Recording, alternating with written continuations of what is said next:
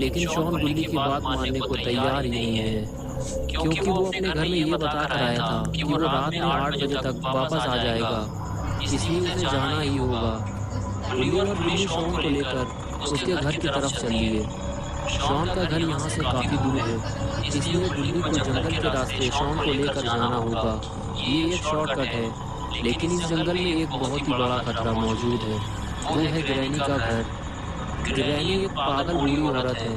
वो जब भी किसी इंसान को देख लेती है तो उसे लकड़ी के बैट से मार मार कर बेहोश कर देती है और फिर उसे अपने घर में ले जाकर बंद कर देती है और कुछ दिन बाद उसका सर उसके धड़ से अलग कर देती है।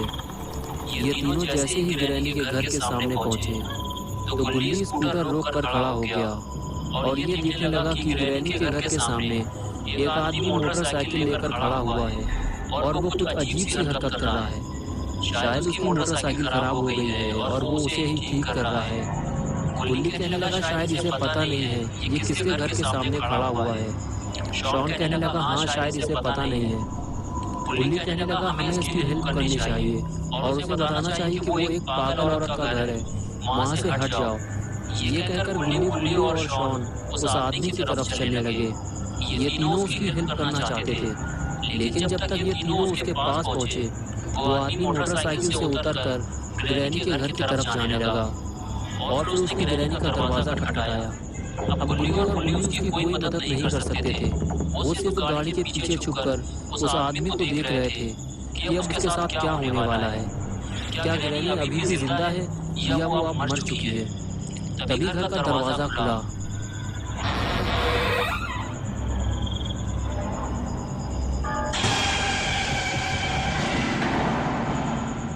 और उसे एक ही झटके में अंदर खींच लिया गया। ये देखकर तीनों के होश उड़ गए। शॉन कहने लगा ग्रैनी उसे अंदर खींच ले गई है।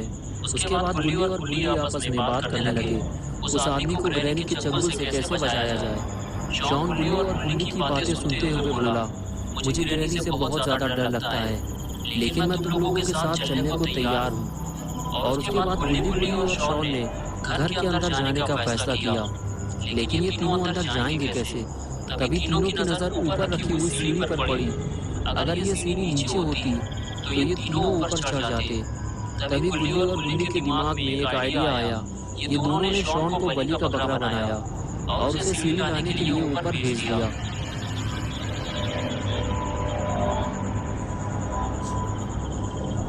अपना शॉन भी थोड़ा हठीला टाइप का है, इसे ग्रैनी से डर भी लगता है और फिर भी ये सीढ़ी लाने को तैयार हो गया। और ये लो हो गया गुल्ली के ऊपर चढ़ने का इंतजाम। शॉन गुल्ली और बिल्ली से कहने लगा ये सीढ़ी काफी पुरानी है, एक एक करके ऊपर चढ़ना। लेकिन जैसे ही बिल्ली ऊपर चढ़ने लगा तभी बिल्ली भी पीछे से आ गया। लेकिन ये सीढ़ी काफी मजबूत है, इसलिए टूटी नहीं। बिल्ली ऊपर आके ही बोला ग्रैनी के कान बहुत तेज हैं, इसलिए कोई आवाज मत करना। अगर तुम लोगों का पेट खराब हो या आगे पीछे से कोई आवाज निकालनी हो तो यही निकाल लो। अंदर जाने के बाद पू पा मत करना, समझ गए? आओ मेरे पीछे।